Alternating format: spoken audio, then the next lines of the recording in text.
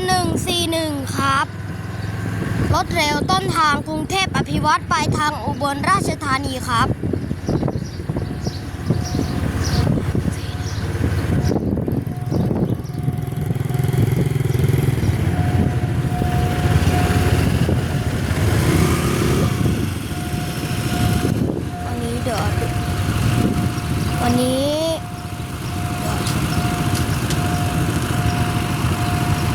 วันนี้น่าจะลากด้วยอันซ่อมนะ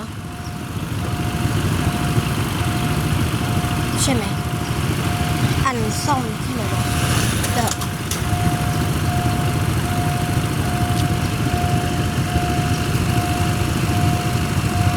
ฮิตาชิ